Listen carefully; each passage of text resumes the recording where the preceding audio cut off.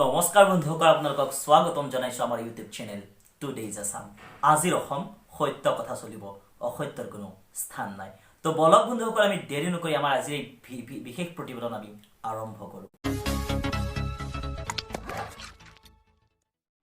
জাতি সংকটত, মাটি সংকটত, অসমৰ কৃষ্টি সংস্কৃতি, অসমৰ অসমীয়া ভাষা আজি সংকটত।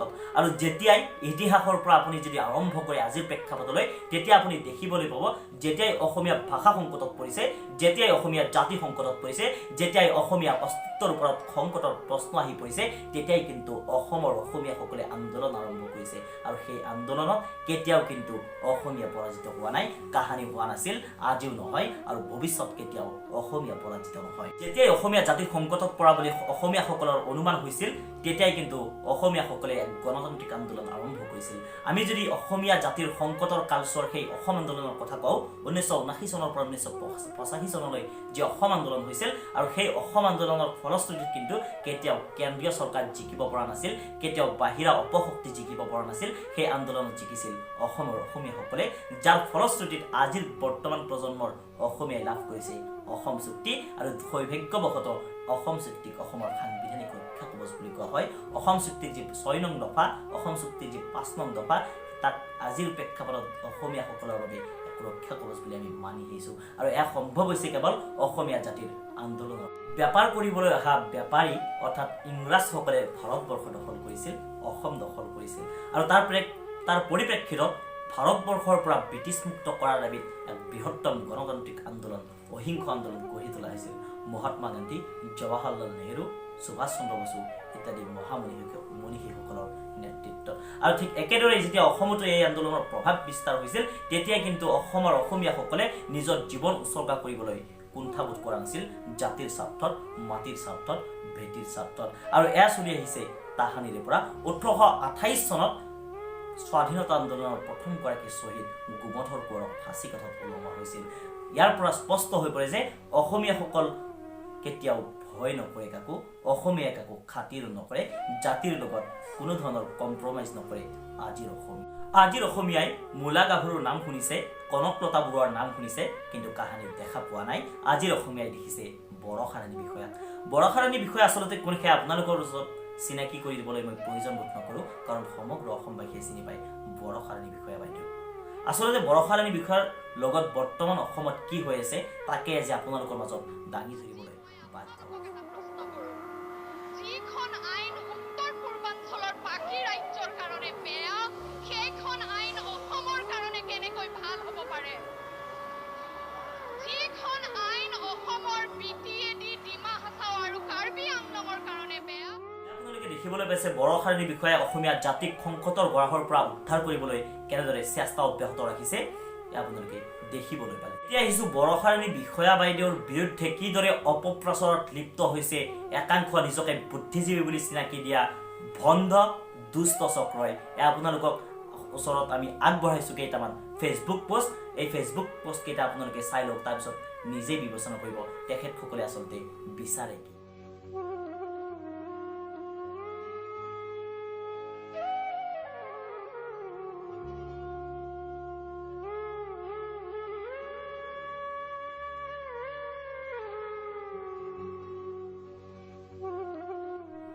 হয়, এয়া আপোনালোকে দেখিবলৈ পালে যে বৰষা ৰাণী বাইদেউৰ বিৰুদ্ধে কেনেকুৱা ধৰণৰ অপপ্ৰচাৰত লিপ্ত হৈছে একাংশ ভণ্ড, একাংশ দুষ্ট চক্ৰই। আচলতে তেওঁলোকৰ এটাই মাত্ৰ উদ্দেশ্য, কিদৰে অসমবাসীক মাইণ্ডটো ডাইভাৰ্ট কৰি দিব পৰা যায় অন্য এটা বিষয়লৈ।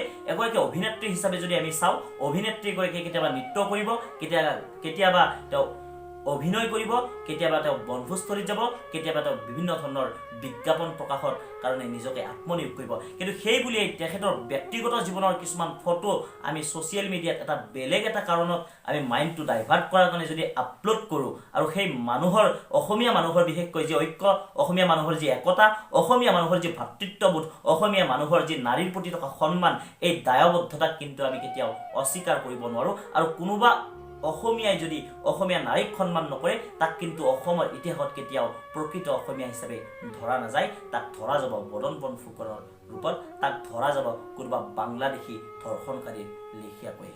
এনেকুৱা ধৰণৰ দুষ্ট চক্ৰৰ দুষ্ট কাৰ্যসমূহ অসমীয়াই কেতিয়াও গ্ৰহণ নকৰে, আগতেও কৰা নাছিল, আজিও নকৰে, ভৱিষ্যতো কেতিয়াও নকৰিব।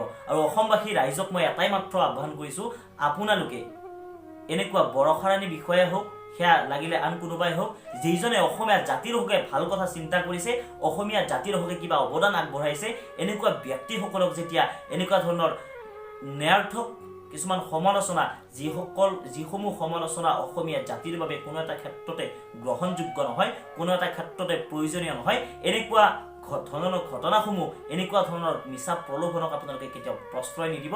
কাৰণ আমি জাতি বচাব লাগিব, কাৰণ আমি মাটি বচাব লাগিব, আমাৰ ভেটি আমি নিজে ৰক্ষা কৰিব লাগিব। আজি আমি অসমীয়াসকল জাগিব লাগিব, আজি আমি অসমীয়াসকল এক হ'ব লাগিব। হিন্দু, মুছলমান, বৌদ্ধজন, খ্ৰীষ্টান ইত্যাদি বিভিন্ন ধৰণৰ ভেদাভেদ আমি পাহৰি যাব লাগিব।